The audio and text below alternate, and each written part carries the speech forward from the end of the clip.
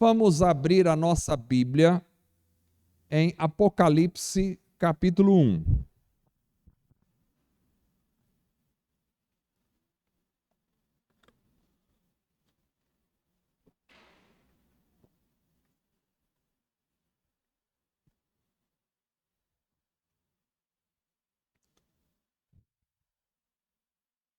Apocalipse, capítulo de número 1. Eu vou ler o verso de número 12 até o verso de número 18.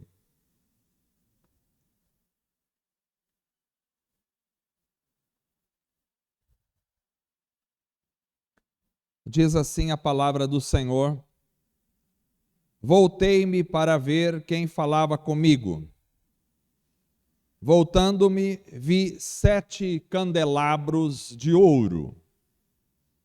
E entre os candelabros, alguém semelhante a um filho de homem, com uma veste que chegava aos seus pés e um cinturão de ouro ao redor do peito. Sua cabeça e seus cabelos eram brancos como a lã, tão brancos quanto a neve. Os seus olhos eram como chama de fogo. Seus pés eram como bronze numa fornalha ardente, e sua voz como o som de muitas águas. Tinha em sua mão direita 7 estrelas, e da sua boca saía uma espada afiada de 2 gumes. Sua face era como o sol quando brilha em todo o seu fulgor. Quando vi, caí aos seus pés como morto. Então ele colocou sua mão direita sobre mim e disse: Não tenha medo, eu sou o primeiro e o último. Sou aquele que vive, estive morto, mas agora estou vivo para todo sempre, e tenho as chaves da morte e do Hades. Amém. Glória a Deus. Que texto maravilhoso. Vamos orar? Vamos orar pela vida do Luiz Fernando, vai defender o mestrado aí na segunda-feira.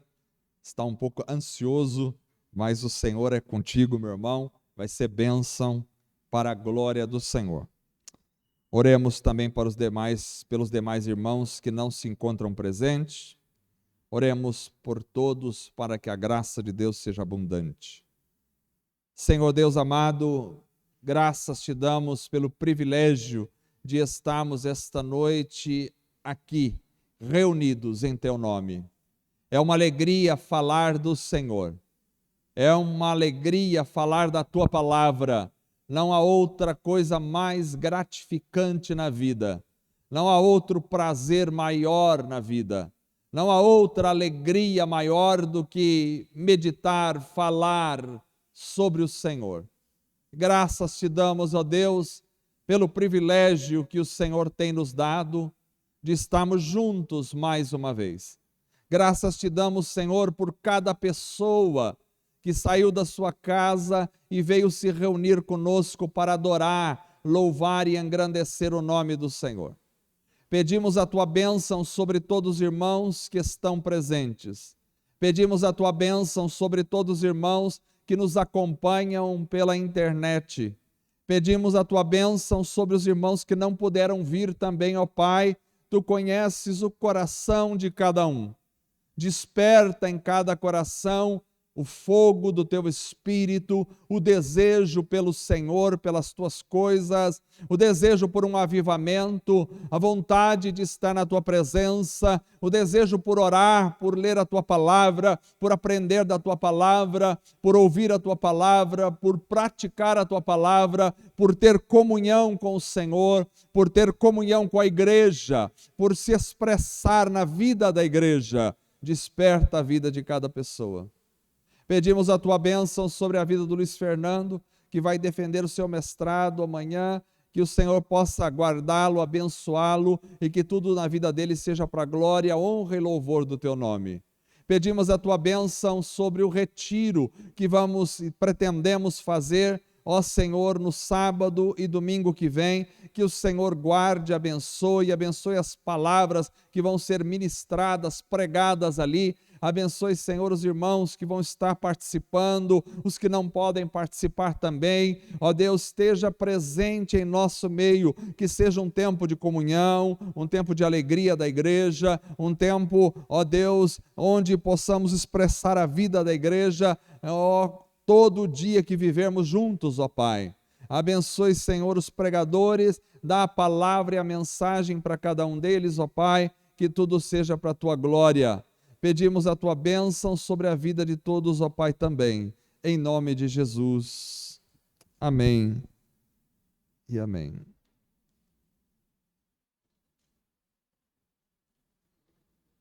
Irmãos, como vocês sabem, eu estou ministrando sobre a revelação da pessoa de Jesus. Geralmente eu me preocupo bastante com a aplicação na hora de expor a mensagem, aplicação para a vida cotidiana. Nessa mensagem, eu acho que vou pular, eu acho que vou deixar um pouco de lado a questão da aplicação. O meu desejo nessa mensagem é, e não porque não haja aplicação, haverá, vocês vão ver, mas o meu foco nessa mensagem não é esse. Meu foco não é a igreja, o meu foco é o Senhor. Meu foco é mostrar a pessoa do Cristo glorificado. Já falei sobre o Cristo humilhado em outra mensagem. Falei sobre o Cristo exaltado domingo passado. E hoje eu quero falar sobre o Cristo glorificado. Paulo dizia: nós pregamos a Cristo. A mensagem, o tema da mensagem da igreja tem que ser Cristo. Eu sei que às vezes a gente gosta de pregar os frutos da realidade da vida cristã. Mas, a bem da verdade, a melhor mensagem que a igreja poderia pregar é Cristo. Cristo, Cristo. E essa noite eu quero falar sobre o Cristo glorificado. A glorificação é o estágio eterno. Diz a Bíblia que a igreja será glorificada um dia. A glorificação é o estágio de transformação em que a pessoa vai atingir o seu estágio eterno da vida. Glorificado não significa fantasmagorificado. Inventei uma palavra agora. Glorificado não é uma coisa assim meio fantasmagórica. Não é uma coisa assim meio de um espírito flutuante. Glorificado, no nosso caso, é uma questão de corpo transformado. Aqui nós temos um retrato do Cristo glorificado. E na glorificação chega-se ao ápice, ao topo do processo.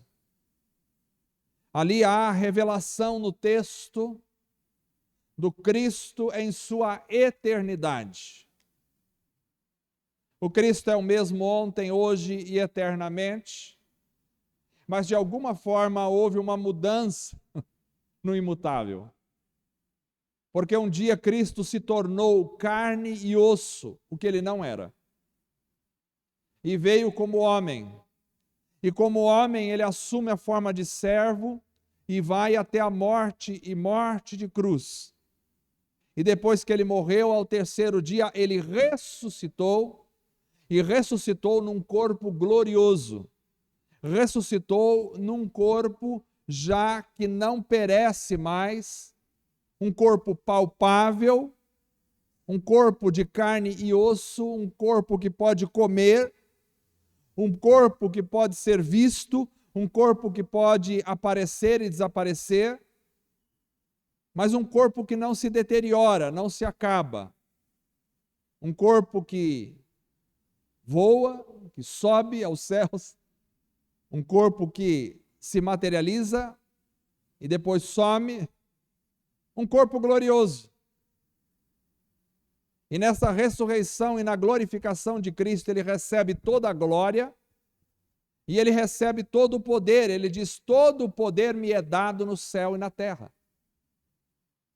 Aquilo que ele tinha deixado para vir como homem, agora ele recebe novamente todo o poder no céu e na terra.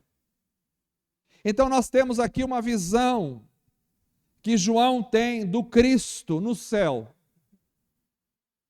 E quando ele tem essa visão, ela é tão impactante, ela é tão grandiosa, ela é tão estrondosa, que faz com que João caia aos pés de Cristo como morto. Ele não suporta a visão. Embora ele esteja num estágio abençoado lá no céu, mesmo assim, ele não suporta a visão. Ela é tão grandiosa, ela é tão gloriosa, ela é tão esplendorosa, ela é tão poderosa, que ele é arremetido, ele cai e fica como morto no chão. E aí Jesus então vai lá, e estende as mãos e levanta João. Aqui nós precisamos ter em mente, irmãos, que o nosso Senhor, ele é tão maravilhoso, que tudo converge para ele. Por isso é tudo dele, por ele e para ele. Todas as glórias da terra, do mundo, da vida, do universo, é tudo dele, por ele e para ele. Ele é o centro do universo. Ele é o centro de tudo. Tudo converge para ele. Ele é deveras maravilhoso. E não somos capazes sequer de nos manter em pé diante do Cristo glorificado. O ser humano é muito fraco, é muito frágil, a nossa estrutura, ela não suporta o poder e a presença do Cristo glorificado. A gente não consegue nos manter. Acho interessante que tem gente que acha que vai chegar lá no céu e vai cobrar Deus, e vai desafiar Deus, e vai chamar Jesus para um diálogo e vai dizer: eu vim aqui, eu quero satisfação. Tem gente que acha que vai tirar satisfação com Cristo lá no céu sobre qualquer quinquilharia, qualquer besteira aqui da terra. A verdade é que o poder, a majestade, a glória de Cristo é tamanha que nenhum ser humano consegue se manter de pé na frente dele. Cai como morto. Não há ninguém, nem nada, que possa confrontar o nosso Senhor. E se nós ficamos de pé na presença dele, só ficamos porque ele nos levanta e nos sustenta. Eu fico imaginando os homens com tanto poder aqui na terra, homens que são acostumados a ser reverenciados, reis, rainhas desta terra, onde todo mundo se ajoelha diante deles, mas quando chega perto do Cristo, todos os reis, todas as rainhas deste mundo, todos os imperadores caem como mortos, simplesmente, diante dele. Eu fico imaginando Pilatos, que disse para Jesus: você não sabe que eu tenho poder para te soltar ou para te matar? Eu fico imaginando Pilatos olhando para Jesus glorificado e caindo como morto na frente dele.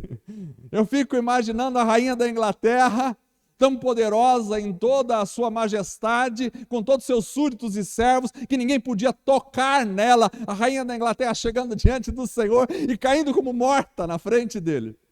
Eu fico imaginando os imperadores deste universo, os imperadores da terra, eu fico imaginando os anjos, os demônios, Satanás, o diabo, todos caindo como mortos diante do Senhor. Ninguém pode dizer nada a ele se ele não permitir. Sua glória é demais poderosa, é demais majestosa, gloriosa. A gente acha que no céu a gente vai ser o centro das atenções. Não seremos o centro das atenções, o centro é Cristo. Tem uma irmã que teve uma experiência com o Senhor, que o levou ao céu, e eu conheço essa pessoa, não é fake news, não, eu conheço a pessoa. Ela teve uma experiência, um sonho, uma visão, que chegou ao céu, e ela disse que quando chegou lá, todas as pessoas que estavam ali, todo mundo só queria ver Jesus, todo mundo só queria estar perto de Jesus, porque Jesus é o centro. As pessoas na Terra acham que elas são o centro do universo e que o mundo gira em torno delas, é uma besteira absurda. O centro é Cristo. E quando se chega no céu, não há outra coisa a fazer a não ser, cadê o Senhor? Vamos querer estar perto dele, vamos estar preocupados, estar junto dele, nós vamos querer ver o Senhor, vai ser o objetivo da nossa vida. Eu tenho tido algumas experiências pequenas, ínfimas, mas que têm, de alguma forma, tocado profundamente a minha alma. E em algumas dessas experiências, às vezes me chega uma consciência tão clara que nada mais interessa a não ser o Senhor. Naquele momento que eu estou tendo aquela experiência e estou orando, me parece que tudo é retirado de mim, não me interessa mais nada, não me interessa mais qualquer coisa, não me interessa comer bem mais, não me interessa morar bem, viver, ter carro, passear, ir para lá e para cá, não me interessa mais nada, só o Senhor. Eu vim dizendo para a Carla que estou tendo uma experiência em que, para mim, o que está interessando é o Senhor, eu quero estar com o Senhor, quero ver o Senhor, a gente vai se apaixonando por Ele de tal forma que Ele se torna o centro da nossa vida, mas o centro mesmo, não é uma frase vazia, é a convergência da nossa vida. Então João vai ter essa visão, que começa no verso 12 e no verso 13, onde ele vai dizer, voltei-me para ver quem falava comigo, e voltando-me vi 7 candelabros de ouro. Candelabros, como você sabe, são aquelas lâmpadas que os judeus faziam de 7 braços. Lembra? Lâmpadas de 7, chamado também de castiçal. 7 castiçais de ouro. Ele volta-se, quando ele volta, ele vê os 7 castiçais de ouro, que eram uma representatividade das 7 igrejas, as quais João escreve a carta do Apocalipse, a igreja de Éfeso, de Esmirna, de Pérgamo, de Tiatira, de Sardes, de Filadélfia e de Laodiceia.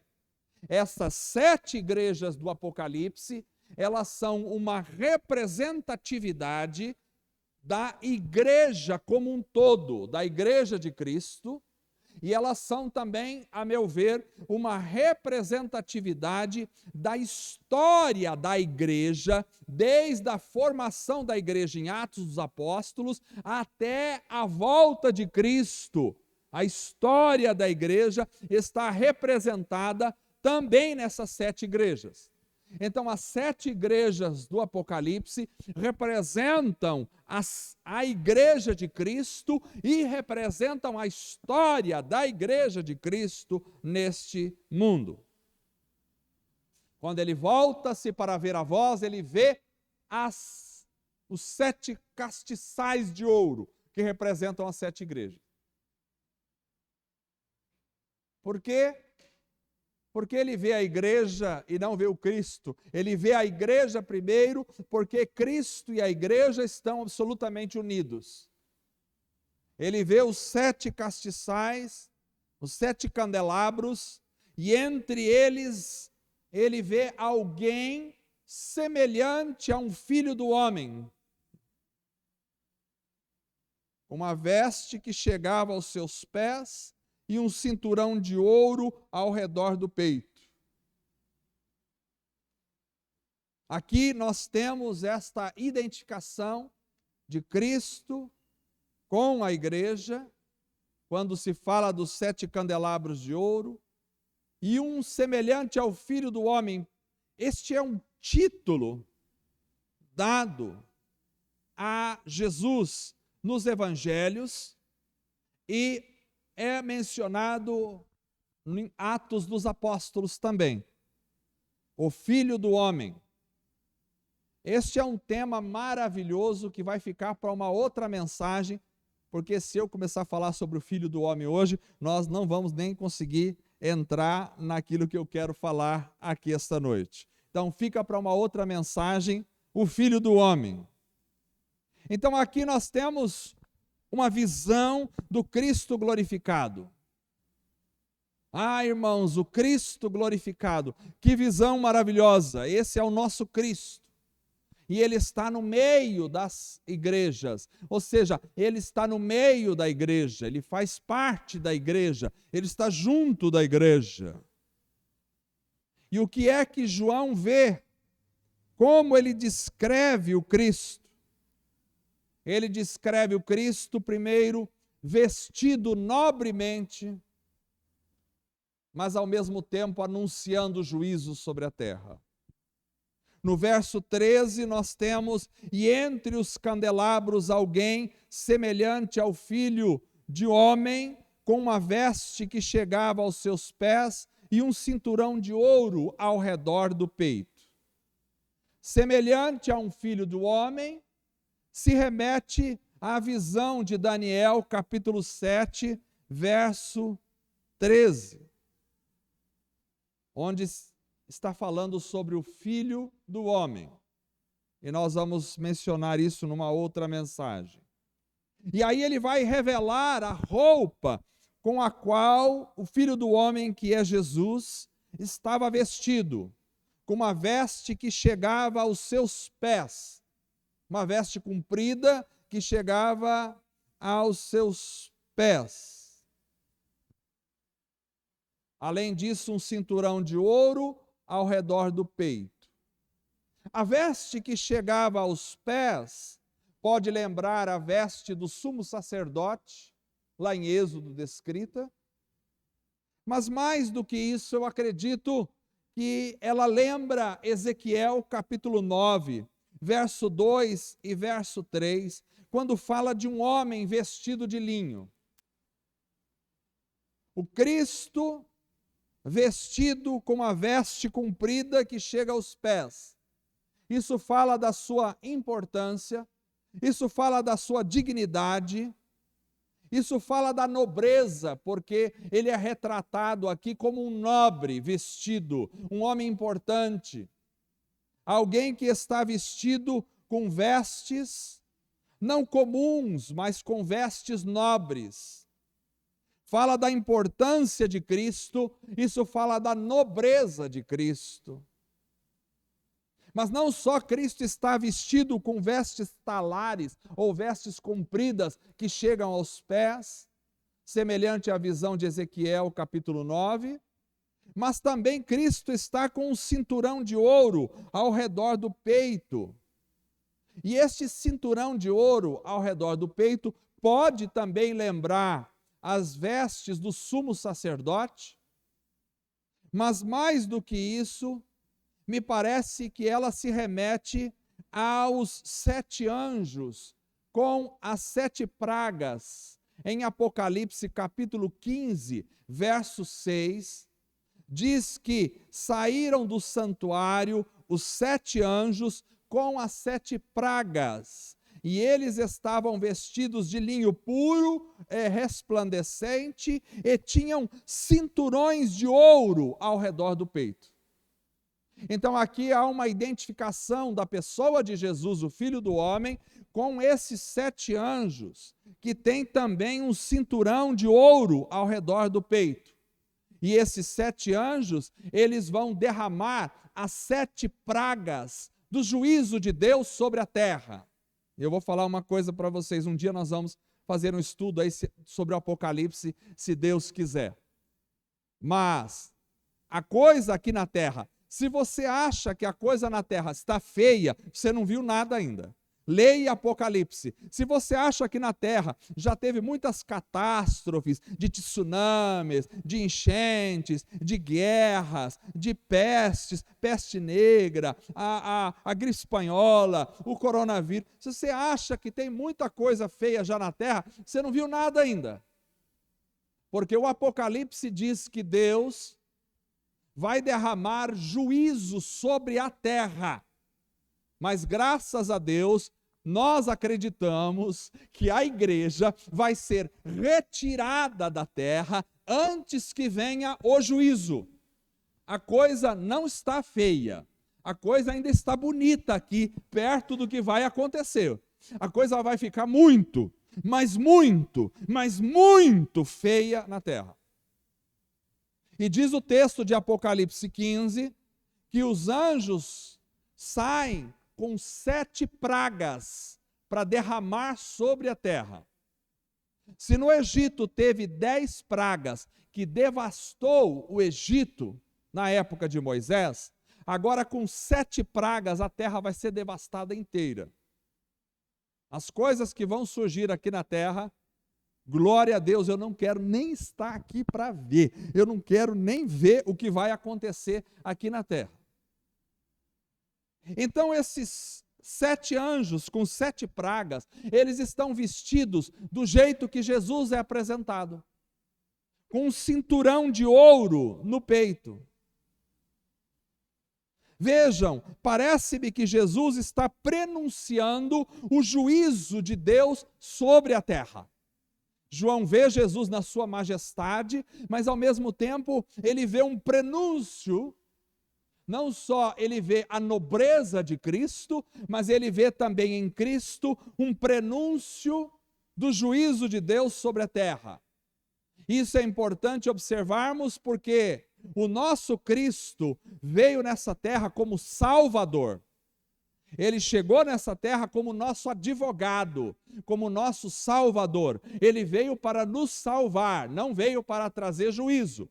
Esta é a vinda de Cristo sobre a terra que já aconteceu. Porém, haverá uma outra vinda de Cristo sobre a terra, e não será mais como Salvador e advogado. Ele virá como juiz executor, para executar a justiça de Deus sobre a terra.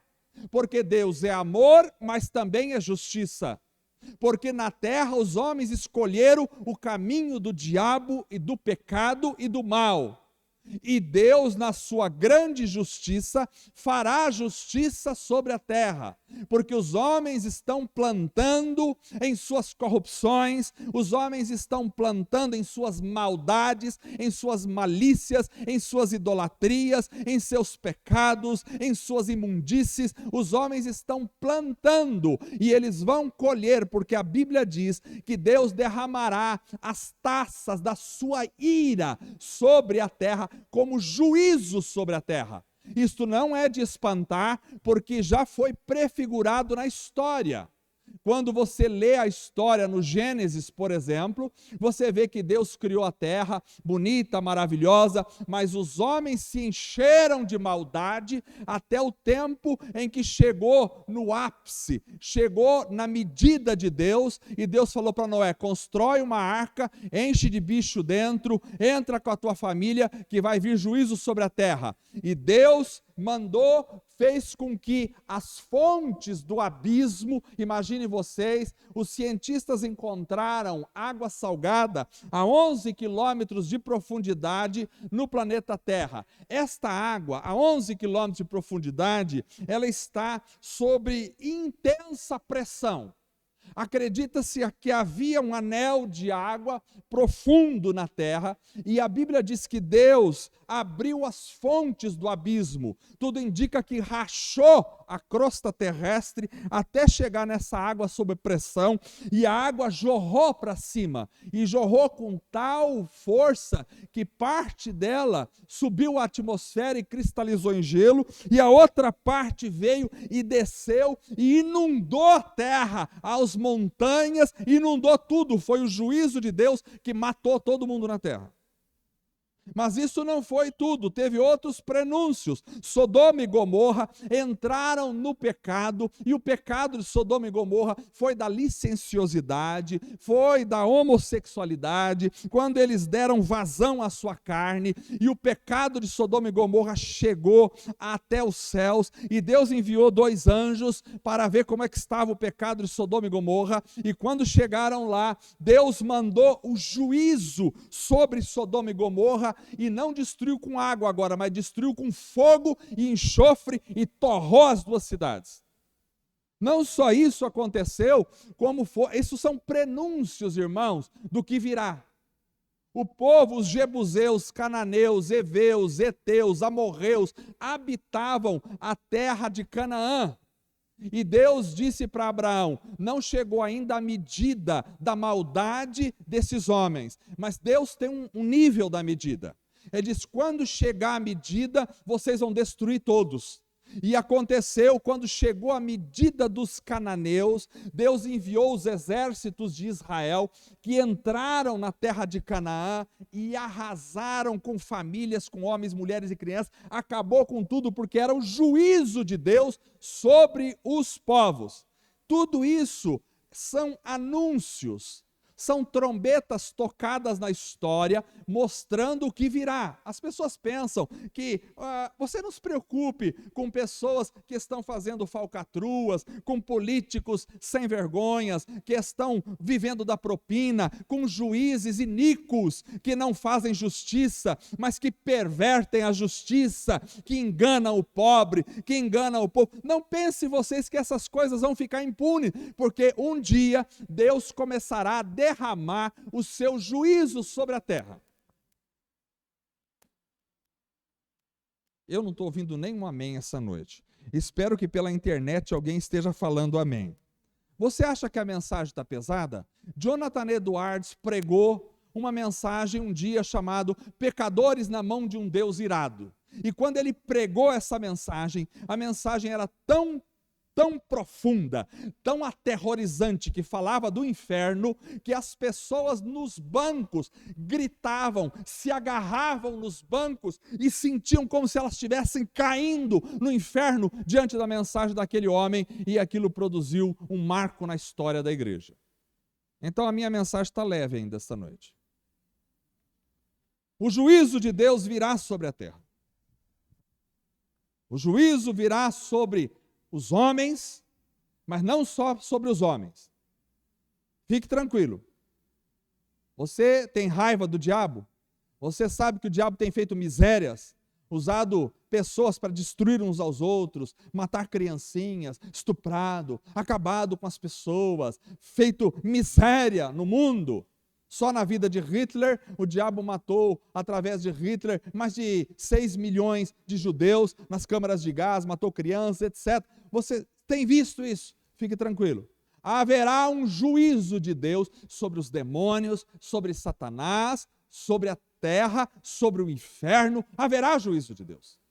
Então Jesus se apresenta como nobre, mas também ele é um precursor do juízo de Deus que virá sobre a terra, sobre principados e potestades. É interessante nós observarmos que também no verso 15 do mesmo texto que nós lemos, está escrito que os pés de Cristo eram como bronze numa fornalha ardente.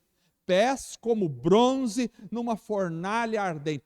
Pés de bronze podem retratar o juízo de Deus, o juízo de Cristo sobre a terra. Não só sobre os homens, mas sobre principados e potestades. Aliás, quando se fala de pés de Cristo, nós lembramos que a profecia dizia que Cristo iria pisar pés, pisar a cabeça da serpente. Então isso fala de juízo de Deus. Os pés de bronze refinado fala do juízo de Deus sobre a terra. É o Cristo glorificado. Mas como João descreve o Cristo glorificado? João descreve o Cristo em sua eternidade, em sua sabedoria e em sua santidade. O verso 14 do texto que nós lemos diz que a cabeça dele e os seus cabelos eram brancos como a lã, tão brancos quanto a neve. Interessante. O que significa cabelos brancos? Cabelos brancos aqui podem ser uma referência a Daniel capítulo 7, verso 9. Quando em Daniel 7,9 se fala, enquanto eu olhava, diz Daniel na sua visão, tronos foram postos no lugar, e um ancião de dias, se assentou, e a sua veste era branca como a neve, o cabelo era branco como a lã. É uma referência, provavelmente, à visão de Daniel. Os cabelos e a cabeça brancos representam a pré-existência de Cristo. Representam sua eternidade. Cabelos brancos tem a ver com tempo. A gente fica com cabelo branco quando vai ficando velho. Ou cai o cabelo, quando é o meu caso, ou se não, o que não cai fica branco, não tem jeito. Então, quando olha cabelo branco, já sabe que a idade chegou. O cabelo tá bonito, ruivinho assim, beleza, vai ficar branco. Tem que ficar branco. Conforme vai ficando velho, fica branco o cabelo, porque fala de tempo. Os cabelos brancos de Cristo representam provavelmente a sua pré-existência, a sua eternidade, mas também representam a sua longevidade. Os cabelos brancos representam a eternidade, a longevidade, mas também representam a sabedoria. Quanto mais tempo se tem, mais sábio se é. Então, os cabelos brancos de Cristo representam a sua sabedoria. Mas mais do que isso, a cor branca na Bíblia representa sempre a santidade. Então, os cabelos brancos de Cristo, sua face branca, representa a santidade do Senhor. Ou seja, o nosso Senhor é eterno, e como eterno, Ele nos presenteou também com a eternidade, porque nós somos eternos. Nós somos eternos diferente de Cristo, que nunca teve início, que sempre existiu. Nós tivemos um início, mas a partir do nosso início foi posto em nós a eternidade. Nós não temos fim mais. Nós não temos fim. Não pensa que você se acaba com a morte. Você não tem fim. Você existe para viver para todo sempre. Ou vai viver para todo sempre separado de Deus, ou vai viver para todo sempre com Deus. Mas você não tem fim. Você não tem fim. Você tem a eternidade dentro de você. Cristo é eterno e colocou a eternidade em nós. O nosso Senhor, além de eterno, Ele também é sábio. E sendo sábio, nos presenteou também com a sabedoria. Não com a sabedoria deste mundo, como diz Paulo, mas com a sabedoria do alto, como ele diz. Nós somos presenteados com a sabedoria do alto. Aqui nessa terra se tem a sabedoria da filosofia, se tem a sabedoria da história, se tem a sabedoria das ciências terrenas, mas isso aí é nada perto de Cristo, perto da sabedoria do alto. Deus nos dá sabedoria do alto e a Bíblia diz, se alguém tem falta de sabedoria, peça a Deus que a dá. Então, se você acha, eu não tenho sabedoria, então está na hora de pedir a Deus. Peça a Deus que dá sabedoria a todos que lhe pedem. Se você tem falta de sabedoria, peça a Deus, porque o nosso Deus é sábio e Ele nos compartilha conosco da sua sabedoria.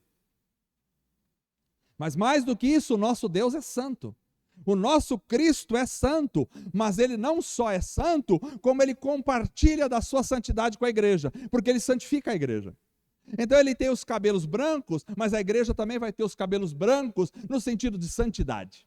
Porque nós teremos as vestes brancas, que representam a santidade. Ou seja, a santidade de Cristo é compartilhada com a sua igreja. Ele é santo, mas a igreja também recebe da sua santidade. Então, nós somos santos, não porque somos santinhos. Então, a gente gosta de falar assim, ninguém é santo. Essa frase não existe, viu? Essa frase é no mundo, não é para a igreja. Não, eu sei que ninguém é santo. Não, ninguém é santo não. A igreja é chamada de santa. Nós somos santos porque somos lavados, purificados e santificados no sangue do Cordeiro. Nós somos santos. Nós somos santos porque no céu é lugar de santo. Não é lugar de gente que está vendo no pecado.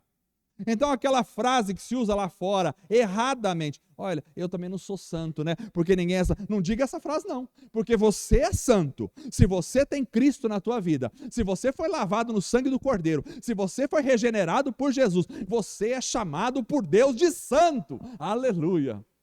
Aqui é a congregação dos santos. E quem não é santo, ou se converte, ou vai para o inferno. Quem de nós aqui não é santo, ou se converte, ou vai para o inferno. No céu não entra quem não é santo. A igreja na religião canonizou pessoas e colocou lá, esse é o santo, tem que orar para esse santo. Nós não oramos para santo. Porque orar para santo é como orar para nós mesmos. Nós somos santos. A igreja não chama os outros de santo. A igreja é santa. Não chama Santo Antônio, São Caetano. Não, não, não. Nós somos santos. Tem um que é o santo maior. Santo, santo, santo. Ele é o único santo, santo, santo. Mas na sua santidade, nós somos santificados pelo seu sangue da cruz. Aleluia! Oh, glória, dá vontade de falar em línguas. Você que... Glória a Deus. E se falar, não fique escandalizado, porque o Senhor derramou as línguas sobre a igreja. Assim. Dons do Espírito sobre a igreja. As igrejas do Novo Testamento eram tão cheias das línguas que Paulo teve que falar, fique calado na igreja, porque estava acontecendo um barulhão que ninguém conseguia entender nada. Aí a gente pega aquele texto e fala, não pode falar em línguas, então ninguém fala mais nada. Aí vivemos na geladeira espiritual, presa. Aquele texto não é para a gente ficar frio, gelado. É para a gente aprender. Oh, glória a Deus. Eu me lembro do pastor José Sanches, que dirigia o carro falando em línguas. Eu estava com ele no carro muitas vezes, e ele dirigia cantando em línguas. Aleluia. Eu ficava, meu Deus, quero ser igual a esse homem. Me enche do Espírito igual a esse homem. E quando Deus me encheu do Espírito Santo, eu ia tomar banho e começar a falar em línguas tomando banho. Eu disse, meu Deus, deve ser pecado. Aí corri para ele e falei, pastor José, tem de contar um pecado. Eu não sei o que aconteceu comigo. Eu estou lá tomando banho e de repente estou falando em línguas. Fala, fica tranquilo, eu também tomo banho falando em línguas. Oh, glória a Deus! Eu sou privilegiado por ter convivido com pessoas cheias do Espírito Santo. Cheias do Espírito. Que me dá muita saudade. Saudade de pessoas cheias do Espírito Santo. Então, os cabelos e a cabeça branca representam a longevidade, a eternidade, a santidade e a sabedoria. 3 coisas que todo cristão precisa ter e buscar na vida. Primeiro, consciência sempre da eternidade. Você é eterno. Segunda coisa que o cristão precisa, buscar de Deus, sabedoria. Não é bonito falar para os outros, sou ignorante mesmo. Não é bonito isso aí não. Nós não podemos ser ignorantes. Quem tem falta de sabedoria, peça a Deus que dá. Se você é ignorante, diga, Deus tem misericórdia da minha vida, perdoa o meu pecado da ignorância, da tapadez espiritual, eu quero ser cheio de sabedoria. É isso que precisa fazer. A igreja precisa disso aí. É isso aí. E a mensagem é assim. 3 coisas que todo cristão precisa: consciência da eternidade, sabedoria e santidade. Cabelos brancos. Mas como é que João descreve Jesus? Não só nos diz que seus cabelos eram brancos, seu rosto era branco, mas também que os seus olhos eram como chamas de fogo. Os olhos eram como tochas de fogo. O texto que lemos fala no verso 14, os seus olhos eram como chama de fogo. Isso fala do quê? Chamas de fogo nos olhos, fala de visão penetrante, profunda. Olhos de fogo remetem a Daniel capítulo 10, verso 6, onde Daniel tem uma visão e diz: olhei para cima e diante de mim estava um homem vestido de linho, com um cinto de ouro puríssimo na cintura, e o seu corpo era como berilo, e o rosto como relâmpago, e os olhos como tochas acesas. Daniel, 600 anos antes de Cristo, 500 anos, tem uma visão. E João, por volta do ano 90, 100 depois de Cristo, sobe ao céu e confirma a visão de Daniel. Visão de olhos de fogo. Os olhos de fogo podem representar uma visão penetrante, podem representar uma inteligência sobrenatural, que vê a alma, que vê o profundo, que vê a consciência. Isso significa que ninguém pode fugir do nosso Senhor. Você pode até enganar alguém externamente, faz uma cara de bonzinho, dá uma risadinha para lá e para cá, e todo mundo fala, que gente boa que é essa pessoa. Você pode enganar alguém, mas não dá para enganar o Senhor. Porque o Senhor tem olhos de fogo que penetram lá dentro da alma. Ele sabe o que está no teu coração, na tua mente, então não adianta mentir para Cristo. A gente tem que se abrir diante do Senhor. A oração deve ser um confessar, um rasgar da alma e um quebrantamento. Aliás, o que falta na igreja hoje chama-se quebrantamento. A gente precisa se quebrantar diante de Deus. A gente precisa se humilhar diante do Senhor. A gente precisa abrir o coração e dizer, eu sou essa pessoa pecadora, Deus, eu tenho feito isso de errado, eu tenho desejo de falar aquilo, eu tenho desejo de fazer isso, eu tenho feito aquilo errado, me perdoa pelo meu pecado, eu sou frio, gelado, eu não tenho o poder do Espírito Santo em mim, eu não quero viver assim. Nós precisamos nos quebrantar diante do Senhor. Não adianta mascarar, Senhor Deus, maravilhoso, eterno, exaltado, tu estás assim. Não adianta nada, Deus não se impressiona com frases bonitas, Deus não se impressiona com isso. Abre o teu coração, rasga a tua alma diante de Deus. Eu sinto o cheiro de um avivamento chegando, mas nós precisamos nos quebrantar. Eu sinto a voz de um Espírito de Deus chegando sobre nós, mas nós precisamos de quebrantar o nosso coração. Eu ouço o barulho do vento de Deus soprando, mas nós precisamos nos quebrantar. Deus tem me mostrado isso, precisa quebrantamento, porque Deus ouve orações e Ele está ouvindo, e Ele vai atender as nossas orações. Deus vai mandar um avivamento para a igreja, mas só vai participar dele quem estiver com o coração quebrantado diante do Senhor. Penetra como fogo, pode ver tudo. Há uma perspectiva aqui da capacidade de enxergar, de saber o que vai no mais profundo da alma humana. Isso além da inteligência sobrenatural que isso produz. O nosso Senhor com olhos de chama de fogo, não só tem os seus olhos de chama de fogo, mas compartilha conosco a experiência da percepção do mundo espiritual. Presta atenção, o mundo não é só aquilo que você enxerga com os olhos naturais. Tem gente que consegue enxergar o mundo espiritual, porque Deus lhe dá essa percepção. Nós precisamos olhar o mundo espiritual, precisamos olhar além dos olhos naturais. Precisamos ter percepção. Eu tenho orado a Deus para me dar discernimento espiritual. Precisamos ter percepções espirituais do que está acontecendo no mundo espiritual. Precisamos, ao olhar para uma pessoa, enxergar o coração e a alma dela. Só Deus pode nos dar isso. Às vezes você fala com uma pessoa e não atinge ela. Não chega no ponto. Por quê? Porque a gente não consegue enxergar a alma, enxergar o coração, mas o Espírito pode nos dar. Porque os olhos de fogo podem compartilhar com a gente a percepção do mundo espiritual. Tem pessoas que precisam ser repreendidos os demônios da vida dela. Às vezes a gente está conversando com uma pessoa perturbada por demônios e a gente manda ela para um psiquiatra tomar remédio para ficar dormindo o dia inteiro. Tem que enxergar o mundo espiritual.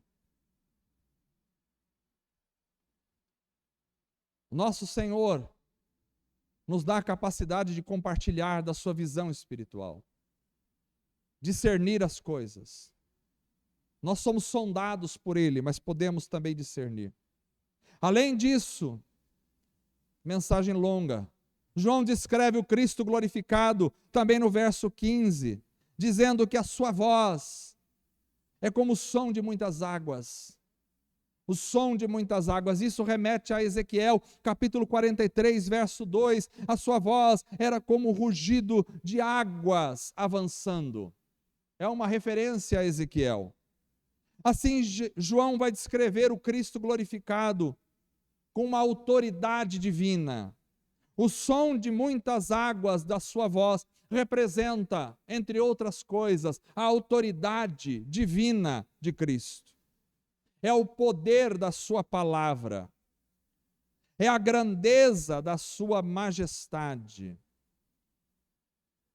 Som de muitas águas remete a poder, remete a domínio, remete a ação divina. A voz de Cristo é como o Salmo diz, a voz do Senhor despedaça os cedros do Líbano. A voz do Senhor é majestosa, é gloriosa. Eu gosto daquela música. A voz do Senhor é poderosa. A voz do Senhor arrebenta os cedros do Líbano. A voz do Senhor não é uma voz fraca, não é uma voz vazia, não é uma voz melosa. A voz do Senhor é uma voz como o som de muitas águas. Vocês já perceberam como é o som das muitas águas? Já chegaram perto de cataratas, de cachoeiras? Conforme vai chegando perto das cachoeiras, o som vai se tornando tão alto, tão envolvente, que você não consegue nem escutar a própria voz. Isto é a voz do Senhor. Quando Ele fala, a voz dele predomina sobre tudo e sobre todos. Não há nada a fazer a não ser se render a essa voz poderosa. A voz do Senhor. Além disso, João descreve o Cristo com as estrelas em sua mão direita. As estrelas. Vejam o verso 16. E tinha em sua mão direita 7 estrelas. Interessante. O Cristo com 7 estrelas em sua mão.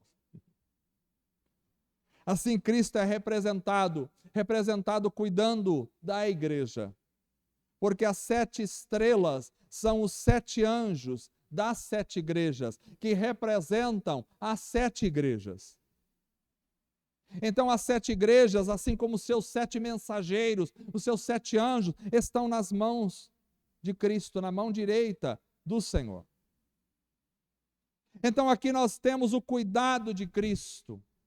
Nós temos aqui o controle de Cristo sobre os mensageiros e sobre a igreja. É Cristo controlando a igreja, Cristo cuidando da igreja. Mão direita é a mão do controle, é a mão do domínio. Ou seja, a igreja está sob o domínio da mão de Cristo. Nós não somos dominados pela mídia, não somos dominados pela sociedade, não somos dominados pelas leis dos homens, não somos dominados pela política, não somos dominados pelas filosofias, não somos dominados pelo pensamento social. Não, nós somos dominados por Cristo. Cristo é o domínio da igreja. Cristo, o domínio da igreja. Mas ainda João descreve o Cristo glorificado em sua autoridade e poder. O verso 16 diz: da sua boca saía uma espada afiada de 2 gumes. Uma espada que saía da boca afiada de 2 gumes. A espada de 2 gumes representa a palavra. Porque a espada tem o formato da língua, que é como a gente pronuncia as palavras. A Bíblia diz que a espada do Espírito é a palavra de Deus.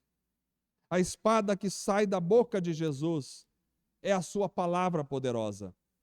Ou seja, é a palavra criadora que sai da boca de Jesus e diz: tudo aquilo que foi feito por Ele, sem Ele nada do que foi feito se fez. Como Deus fez, haja luz e houve luz, a palavra criadora. É a palavra transformadora que sai da boca de Jesus. É a palavra purificadora que sai da boca de Jesus. É a palavra saradora que sai da boca de Jesus. Dize apenas uma palavra e o meu servo será curado, disse um homem para Jesus. Uma palavra, a palavra saradora da boca de Jesus.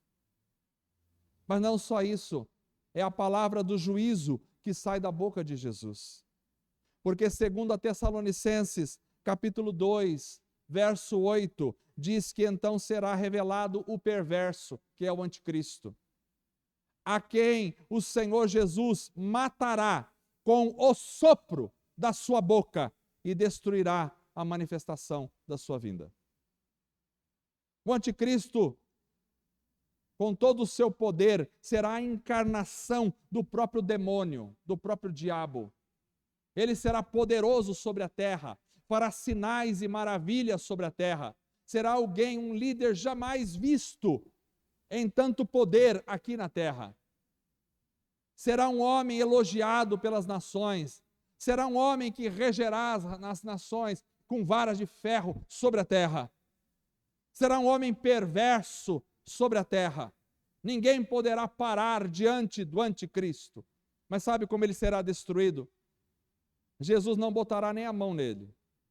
Jesus apenas assoprará. E ele será morto na hora. Oh, glória a Deus! Aleluia! Está preocupado com o quê? Um sopro. E acabou o homem mais poderoso da terra. Está morto. Por isso, Jesus é descrito também, em último lugar, no verso 16, em sua glória. Porque diz que a sua face era como o sol, quando brilha em todo o seu fulgor. A face de Cristo brilhava como o sol, a aparência do sol.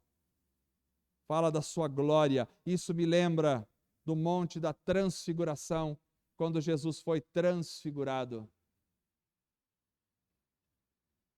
O Monte da Transfiguração foi transitório, mas aqui eu tenho um estado de eternidade.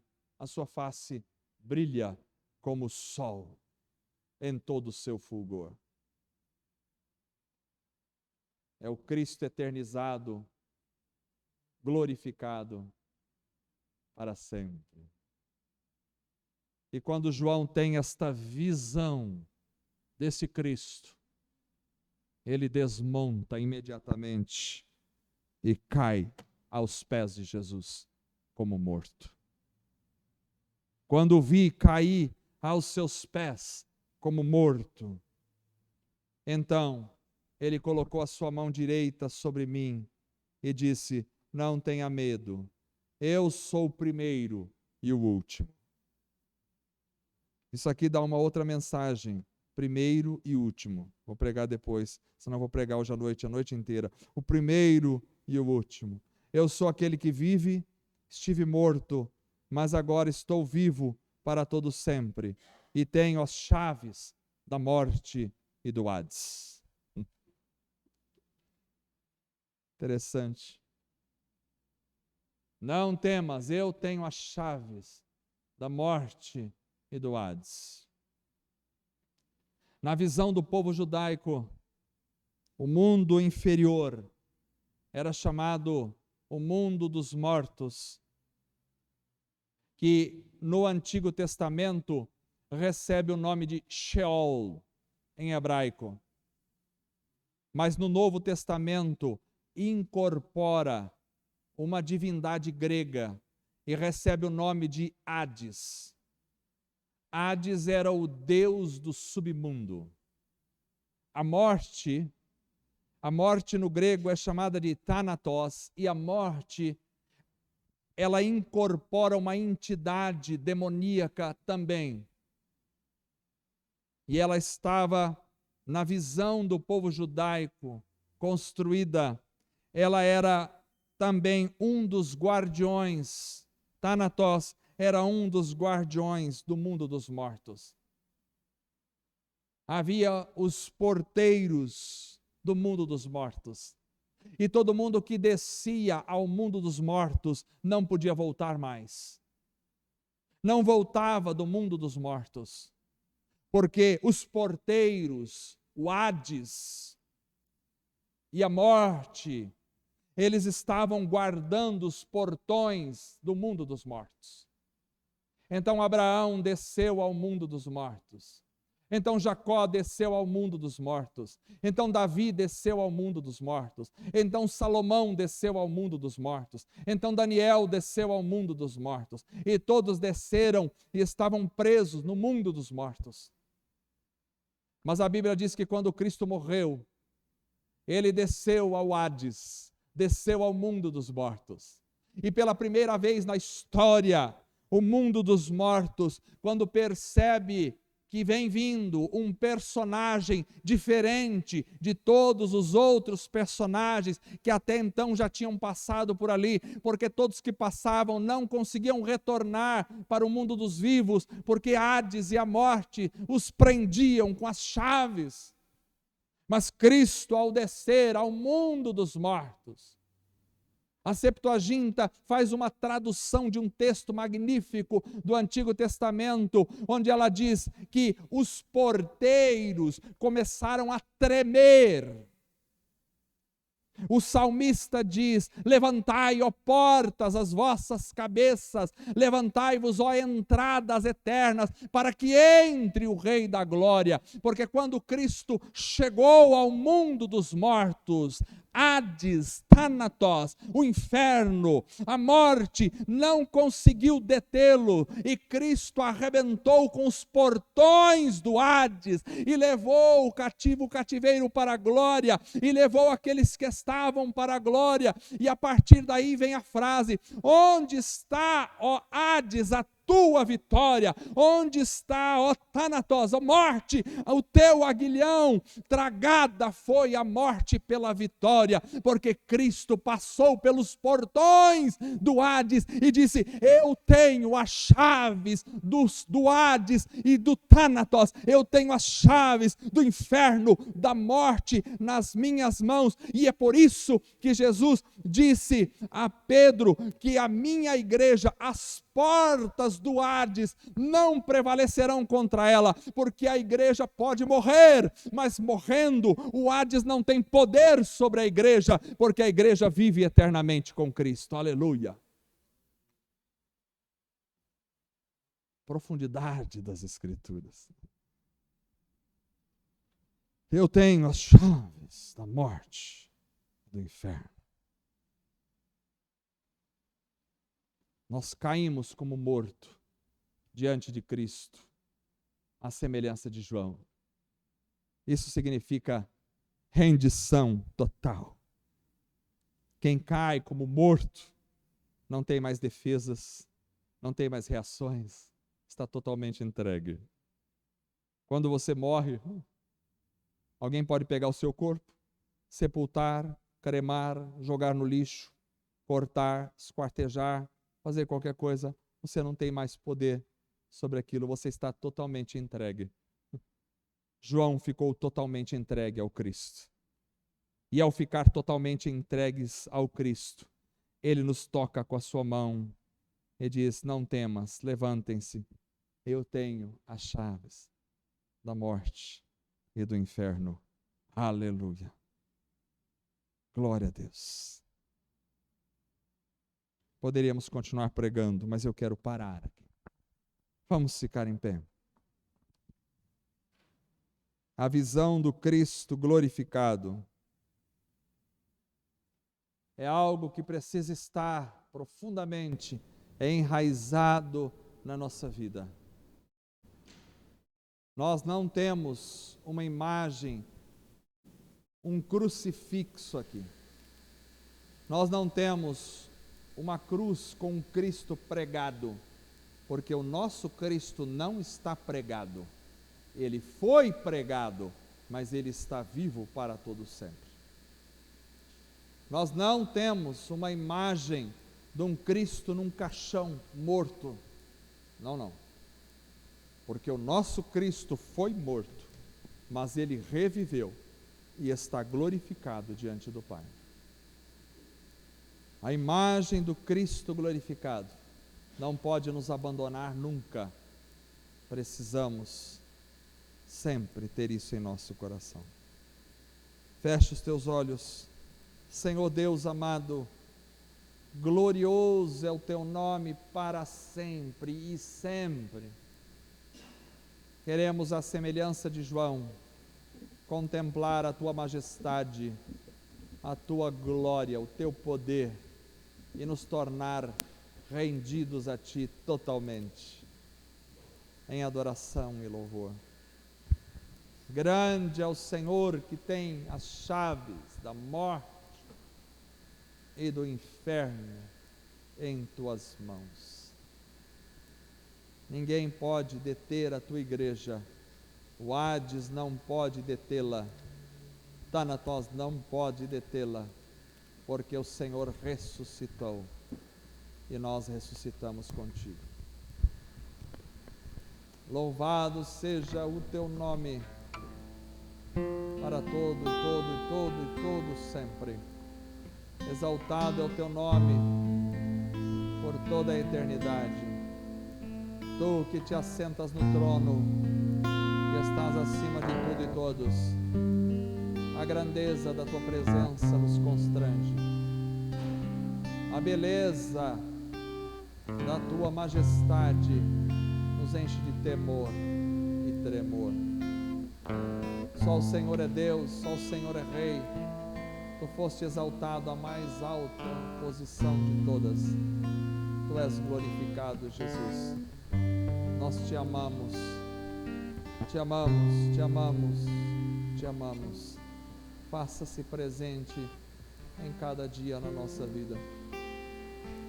Não nos deixe, Senhor, ficar nem um minuto sem a tua presença. Não nos deixe, Senhor, não nos deixe esfriar na vida espiritual. Não nos deixe ser mornos, ó Deus, não nos deixe. Ó Deus, tenha misericórdia de nós e derrama do poder do teu Espírito sobre a nossa vida. Aviva o nosso coração, transforma a nossa alma, muda o nosso ser. Deus, manda um avivamento dos altos céus sobre a nossa vida. Nós precisamos de Ti, precisamos de um avivamento, precisamos de um avivamento. Nós não podemos viver sem um avivamento, não podemos viver sem a presença poderosa do Teu Espírito Santo sobre nós, agindo em nós.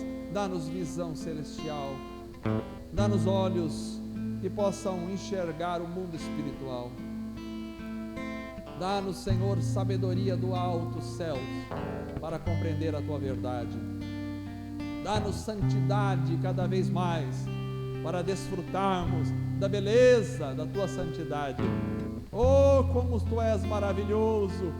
E em Ti nós descansamos. A alegria de Te servir invade a nossa alma.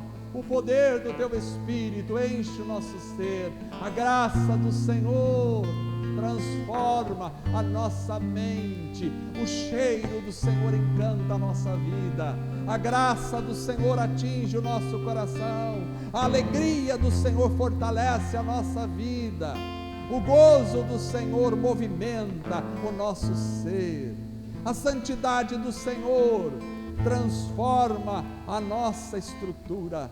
Tu és Senhor da nossa existência, Tu és Rei eterno para todo sempre, Tu és exaltado, Tu és a razão da nossa vida, Tu és, Senhor, o ar que respiramos, Tu és, Senhor, a essência da nossa esperança, Tu és a nossa bandeira, Tu és, Senhor, a grandeza do nosso caminhar, Tu és, Senhor, o fôlego de vida que nos sustenta, Tu és, Senhor, a grandiosidade da paz que invade a nossa alma, Tu és, Senhor, a fé que inunda o nosso coração, Tu és, Senhor, a esperança que movimenta a nossa vida, Tu és, Senhor, a alegria que guarda o nosso ser, Tu és, Senhor, a bênção que invade o nosso coração, Tu és, Senhor, a grandeza que alegra a nossa vida, Tu és o amado da nossa alma,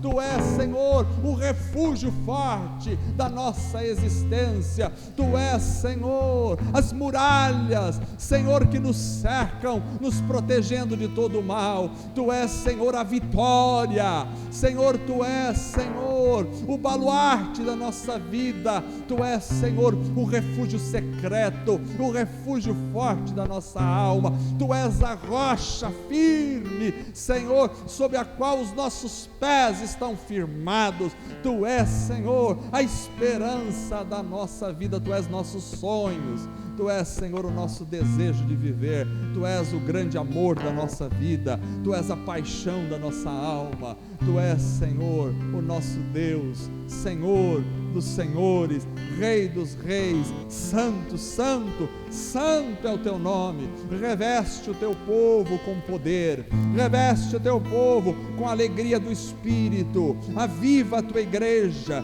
tira a mornidão espiritual, tira a frieza, tira toda a obra das trevas, tira tudo aquilo que não vem do Senhor, tira, Senhor, toda a obra da carne dos corações, dá, Senhor, uma vida espiritual, dá uma vida espiritual a esta igreja, dá, Senhor, um avivamento aos corações, coloca sede pelo Senhor na vida, quebranta corações, dá quebrantamento de corações, Senhor, sobre o teu povo, dá, Senhor, mudança de vida, arrependimento sobre o teu povo, perdoa o nosso pecado, perdoa, Senhor, as nossas transgressões, perdoa a nossa frieza, a nossa geladeira espiritual, perdoa, Senhor, a nossa insensibilidade espiritual, perdoa, Senhor, a nossa falta de fé, a nossa falta de esperança, perdoa, Senhor, a falta de buscar ao Senhor,